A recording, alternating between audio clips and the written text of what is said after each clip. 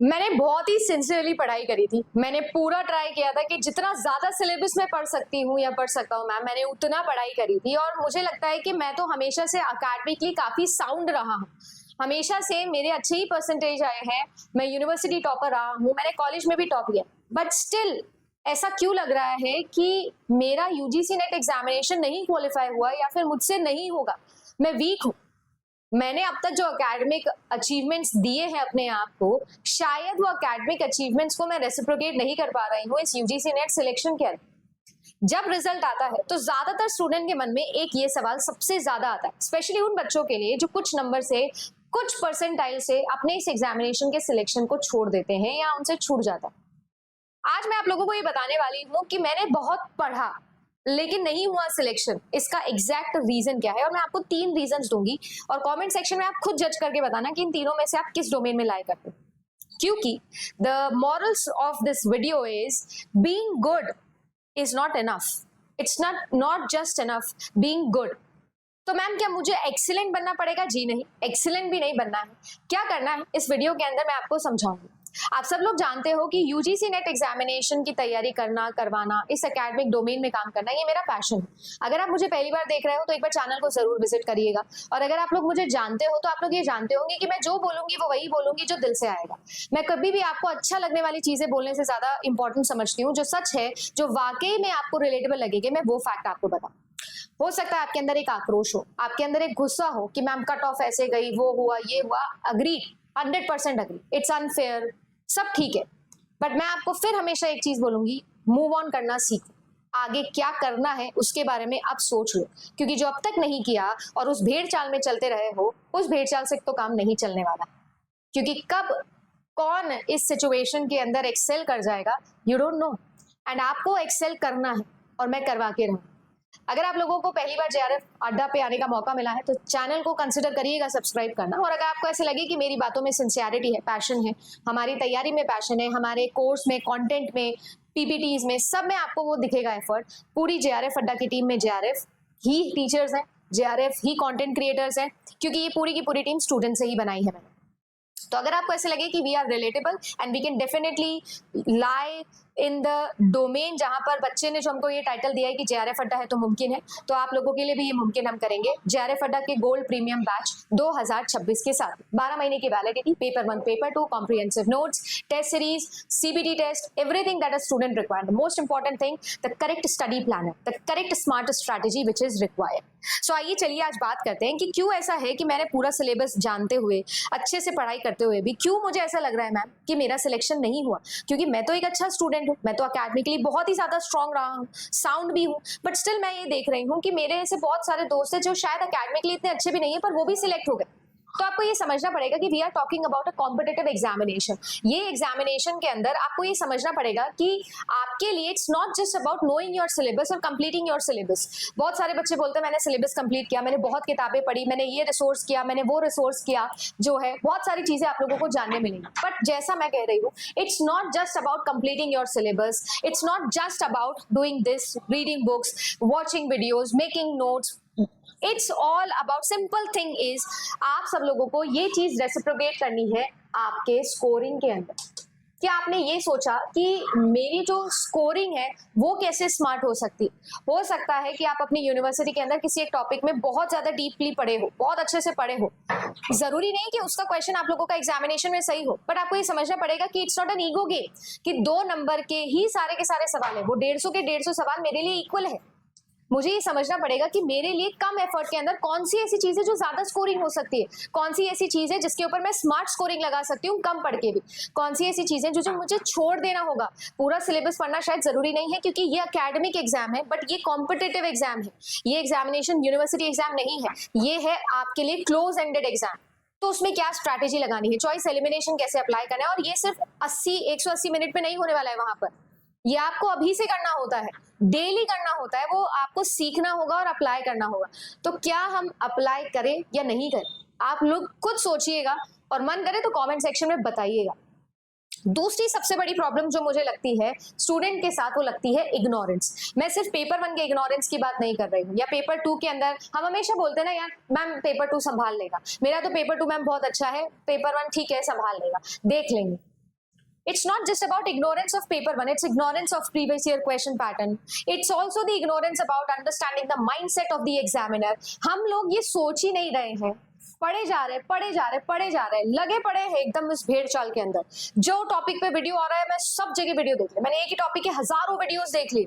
Ma'am number system, मैंने 4 teacher से number system पढ़ा था और पता चला नंबर सिस्टम का क्वेश्चन ही नहीं आया आपके शिफ्ट के अंदर।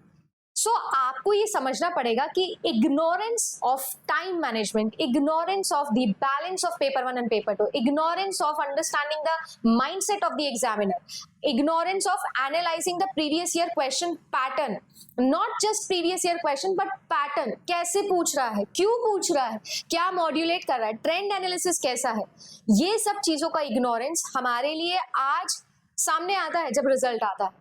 और ये सारी चीजों से आपको ये समझना पड़ेगा कि इन सब चीजों पर कब काम करूंगा, फिर वही ड्रिल में चले जाऊंगा, फिर वही बहुत सारा पढ़ने लग जाऊंगा, बहुत सारे वीडियोस देखने लग जाऊंगा, बहुत सारे बुक्स देखने लग जाऊंगा, बहुत सारे रिसोर्स सब करने लग जाओगे और फिर एंड के 1 महीने में लगेगा सब कुछ तो पढ़ लिया, सब कुछ तो कर लिया, बट ये नहीं समझे कि अपने आप को टेस्ट करना तो छोड़ ही दिया।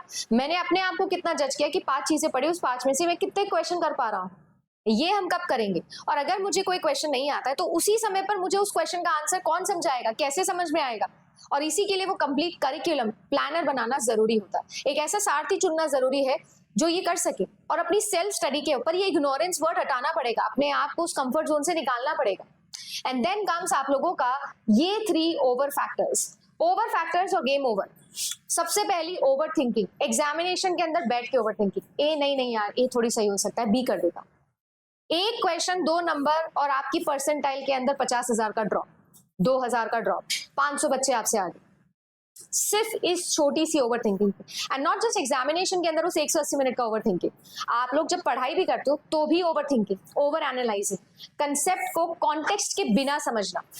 क्या पढ़ रहे हो वो जरूरी है, पर उससे कहीं ज्यादा जरूरी है कैसे उसे पढ़ रहे हो और क्यों उसे पढ़ रहे हो। अगर मैं आप लोगों को बोलती हूँ कि देखिए आज अपन ऑपरेटिंग सिस्टम पढ़ेंगे, मैं ऑपरेटिंग सिस्टम क्यों पढ़ रहे हैं, कहाँ से पढ़ने की इसको जरूरत है, क्योंकि यूजीसी नेट एग्जामिनेशन अब एकेडमिक एग्जामिनेशन का ब्रिम पे चल रहा है, टॉप पे चल रहा है, वो आप लोगों से असर्शन रीजन पूछ रहा है, तो वो सिंपली आप लोगों की नॉलेज टेस्ट नहीं करेगा, इट्स मोर देन नॉलेज। वो आपसे उस नॉलेज की एप्लीकेशन चेक करवाएगा, आपसे थियोरेटिकल चीजें पूछेगा, आपसे ईयर्स पूछेगा, सिग्निफिकेंट ऑफ दैट ईयर्स पूछेगा, तो आपको उस ईयर की पूछी की कहानी पता होनी चाहिए, वो आपके अंदर होगा तब जाके प्रोफेसर बनने के लिए काबिल होगी। हाँ जरूरी है, नेट एग्जामिनेशन है, सिलेक्शन चाहिए, ये सब ठीक है, बट आप ये सोचो कि इसके बाद क्या, नेट निकाल लिया फिर क्या, जेआरएफ कर लिया फिर क्या, पीएचडी, डिटेल स्टडी करनी है, असिस्टेंट प्रोफेसर, डिटेल स्टडी करके 100 बच्चों की क्लास में जाके पढ़ाना है, कैसे पढ़ाओ, क्या बोलो, तो ये सब चीजें करने का तो अभी समय है। तो रादर देन हम बाकी चीजों पे ओवर थिंकिंग लगाएं, ओवर एनालिसिस लगाएं, क्यों ना हम इन सब चीजों के ऊपर एनालिसिस करें, और ओवर नहीं, सिंपल स्वीट एनालिसिस करें, ओवर डूइंग से बचे। और ये चीज मुझे लगता है कि सबसे ज्यादा बच्चे करते हैं, स्पेशली जो यूट्यूब से पढ़ते हैं, क्योंकि आपने एक वीडियो देखा, उस टॉपिक से रिलेवेंट जो 700 और वीडियोस होंगे यूट्यूब आपको सजेस्ट करेगा, और कहीं ना कहीं बच्चे को ऐसा लगता है कि यार हो सकता है मैम उस वीडियो में ज्यादा कुछ मिल जाए, उस वीडियो में कुछ एक्स्ट्रा मिल जाएगा, वो शायद आपने नहीं बोला होगा तो वो दूसरा टीचर बता देगा। यस ऑफ कोर्स, और ये जो हमारा ग्रीड है, हमको लग रहा है कि मैम हम पढ़ रहे हैं, मैम मैंने 7 वीडियोस देखे, पर कितने टॉपिक्स थे उस 7 वीडियो में, और क्या वो टॉपिक रेलेवेंट था मेरे लिए या नहीं था, कितनी देर देखा, मैं 4 घंटे पढ़ा, पर उस 4 घंटे में से प्रोडक्टिव टाइम कितना था, और कितने उस प्रोडक्टिव टाइम को मैंने अप्लाई किया। मैं ये नहीं बोल रही हूँ कि मैं ही सही बताऊंगी, पर मैं आपको ये समझाने की कोशिश कर रही हूँ कि जो भी पढ़ो उसे तुरंत अप्लाई करके देखा। जब डूइंग ही करना है तो उसमें ओवर की क्या जरूरत है, एक ही चीज को 10 बार समझ के क्या करोगे, एक बार समझ लिया, अच्छे से समझ लिया, और उसके बाद में उसको 10 जगह अप्लाई करो ना, 10 प्लेटफॉर्म पे जाकर अप्लाई करो, कोई दिक्कत नहीं है। बट वो कब होगा, over doing of questions and questions. Her video जिसमें क्वेश्चंस हो रहा है हम चले जाएंगे, हर जिसमें हम लोगों को क्वेश्चन मैराथन दिख रही है चले जाएंगे, मैम हर वो वेबसाइट जिस पर फ्री क्वेश्चंस प्रैक्टिस के लिए होते हैं हम चले जाते हैं, और फिर क्या करते हैं, हम अपने साथ पे ऑनेस्ट नहीं रहते, क्वेश्चन देखते हैं, नहीं आता है आंसर थोड़ा सा देख लेते हैं, हिंट लगा लेते हैं, ठीक कर लेते हैं, जो भी उसमें आंसर लिखा होता है, एक्सप्लेनेशन लिखा होता है, उसको सही मान लेते हैं, हाँ ये इस वजह से ये आंसर होगा। व्हाट्स द गारंटी कि वो चीज सही एक्सप्लेन्ड है। आई होप कि आप समझ पा रहे होंगे, ये छोटी छोटी सी मिस्टेक्स होती हैं जो बड़ी हो जाती हैं। राइट ये छोटे छोटे से मोल्स हैं जो बड़े पॉट होल्स बनाते हैं हमारी तैयारी के टाइम, प्रिपरेशन के टाइम के ऊपर। पैटर्न को एनालाइज करो, कॉन्सेप्ट्स को आइडेंटिफाई करो, रिपीटेड कॉन्सेप्ट्स को आइडेंटिफाई करो, ये सब चीजें इंपॉर्टेंट है। पर उसके अंदर हम लोगों को वो थिन लाइन बदलनी होगी डूइंग एंड ओवर डूइंग के अंदर, और एक दिन बैठ के वो स्टडी प्लानर बनाना होगा। आप सभी लोगों को सिर्फ और सिर्फ जो है वो ये समझना पड़ेगा कि आप शायद स्टूडेंट की जैसे प्रिपेयर किए, बट या फिर सिर्फ स्टूडेंट नहीं, आपको एक कॉम्पिटिटर का जैसे प्रिपेयर करना है। It's not just about the कहानी ऑफ अ स्टूडेंट, मैंने कैसे तैयारी करी, क्या तैयारी करी। It's not just about that, it's about competition कैसा है, एनवायरमेंट कैसा है, कॉम्पिटिटर कैसा है, राइट। मैं आप लोगों को आज बताती हूँ मेरे इस वीडियो बनाने का कंक्लूजन। बहुत सारे बच्चे हैं जो नॉलेज सेट के ऊपर बात करते हैं, बट मैं आपको ये बताती हूँ कि it's UGC NET examination is not just about knowledge, it's about selection. Selection सबसे ज्यादा इंपॉर्टेंट है। Selection of what knowledge is required, selection of what not is required. Selection के लिए कैसे स्मार्ट स्कोरिंग पर जाना है, एप्लीकेशन पर जाना है, स्ट्रैटेजी बनानी है, और वो एक ही दिन बनेगी क्योंकि पूरे 6 महीने फिर उसी स्ट्रैटेजी को फॉलो करना है। वो ट्रस्ट, वो बिलीफ अपने ऊपर रखना है कि मैं जो कर रहा हूँ वो सही है, और मुझे कंसिस्टेंट एफर्ट्स डालने होंगे। एक दिन में कोई मैजिक नहीं होने वाला है। आप सब लोगों को लग रहा है कि मैम मेरा आज सिलेक्शन नहीं हुआ, शायद मैं वीक हूँ। आप वीक नहीं हो, बट शायद आपने जो है वो एक स्टूडेंट की जैसा प्रिपेयर किया। आपने शायद कंप्यूटर में जैसे डेटा फीड कर देते हैं और वो उसको प्रोसेस करके आउटपुट दे देता है, आपने बस वो किया। बट आपको शायद एक कॉम्पिटिटर की जैसे सोचना होगा, बिगर पिक्चर देखनी होगी, ब्रॉडर एस्पेक्ट समझने होंगे, और ये सिर्फ आपकी तैयारी के स्टार्टिंग 21 डेज में आप कर सकते हैं। उसके बाद जो उस टाइम पे माइंडसेट हो जाएगा आप उसी को फॉलो करोगे, राइट। और ये सारी चीजों के लिए ही मैं हमेशा वीडियोस बनाती हूँ। इवन जेआरएफ अड्डा के जो प्रीमियम बैचेस, पेड बैचेस है, मैं क्यों ऐसा करती हूँ कि स्टार्टिंग के 21 दिन सिर्फ बच्चे को रिदम में लेकर आने की कोशिश करती हूँ। आप सब लोग वीक नहीं हो बेटा, आप सब लोग बहुत स्ट्रांग हो, बहुत स्मार्ट हो, सब सही है। बस प्रॉब्लम ये है कि हमारे लिए जो एनवायरमेंट है वो फ्रेंडली बनाना जरूरी है, माहौल बनाना जरूरी है। याद करो बचपन में वो दिन जब नया रजिस्टर, नया पेन, सुंदर राइटिंग से नोट्स बनाते थे, बहुत मजा आता था माहौल बना के पढ़ाई करने में। बट धीरे धीरे धीरे वो डिग्रेड होने लगता था। कहाँ रखी है वो नोट्स, कहाँ रखा है वो नया पेन, शायद याद भी नहीं। अगर वो चीज कंसिस्टेंटली 6 महीने करूंगी, 8 महीने करूंगी, 1 साल करूंगी, तो आपको नहीं लगता है कि वो एक बेहतर सोल्यूशन होगा। आप वीक नहीं हो, आप बस इनकंसिस्टेंट हो। आप वीक नहीं हो, आप बस ये नहीं समझ रहे हो कि it's not just about computer feeding, it's about how to do the competitive analysis, how to be in that माहौल, how to be in that curriculum, discipline. And वही चीज बहुत ज्यादा मैटर करती है। जो बच्चा सेल्फ डिसिप्लिन तरीके से पढ़ सकता है, नहीं जरूरत है पेड कोर्स की, फ्री पढ़, मस्त पढ़। यूट्यूब पे 11,000 वीडियो बनाए मैंने, और मैं आज भी गारंटी करती हूँ, आज भी दावा कर रही हूँ पब्लिकली, मुझसे ज्यादा अगर कोई यूट्यूब पे फ्री पढ़ा देगा तो मैं अपना नाम बदल दूंगी। मैं 6 साल से यूट्यूब पे पढ़ा रही हूँ, और आप लोग को कमेंट सेक्शन में पुराने बच्चे लिखकर बताएंगे कि मैं सही बोल रही हूँ या नहीं बोल रही हूँ। और आप जाओ प्लेलिस्ट देखो, मुझे कोई दिक्कत नहीं है, क्योंकि मेरे लिए अगर ये बिजनेस होता ना तो मैं ये वीडियो नहीं बना रही होती।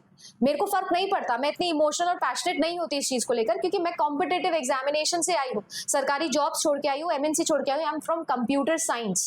मेरे लिए अगर पैसा ही कमाना होता तो मैं आईटी कंपनी में होती, अच्छे खासे पैकेज पे होती। कॉग्निजेंट छोड़ के आई हूँ। यस, इट इज समथिंग जहां से हम अर्निंग करें, क्योंकि मेरे पास में 45 लोगों की टीम है जिसकी सैलरी मुझे देनी होती है। I have to run this business. Yes, it is important, but my passion is beyond that, and that is why I am trying to say you become a real student, not a weak one. You are not a weak one, you are just distracted. वो curriculum लेकर आओ, और वही चीज मैं paid course में include करती हूँ। और इसीलिए मैं जेआरएफ अड्डा का पेड कोर्स जो है उसका एक स्ट्रेटा मेंटेन करके चलती हूँ। हर किसी को नहीं होती है उसके अंदर एंट्री, हर किसी के लिए नहीं होता है वो सिर्फ उनके लिए होता है जो वो डिसिप्लिन मेरे साथ में लेकर आना चाहते। खुद से कर सकते हो, फ्री पढ़, पर अगर नहीं हो रहा है तो पेड पर। आपके लिए ये एक पेड कोर्स की जो फीस है ना, ये आपके जेआरएफ रेम्यूनेशन का 30% है। जिस दिन जेआरएफ हो जाएगा, पीएचडी करने लग जाओगे, महीने के 40,000 मिलेंगे। क्या चाहेगा 10,000 के कोर्स में, 15,000 के कोर्स में, जिसमें आपकी जिंदगी बदल गई, जिसमें आपने कुछ ऐसा सीख लिया जो क्या था। खैर वहां नहीं जाऊंगी, आपकी मर्जी है। And then what I say is कि it's not just only important to be smart. UGC NET examination से स्मार्ट लोगों को सिलेक्ट नहीं कर रहा है, वो स्ट्रैटेजिक लोगों को सिलेक्ट कर रहा है। हम लोग कितनी भी गाली दे ले, कितना भी बोल ले कि मैम ये आया, वो आया, वैसे आया, एग्जाम है, आएगा।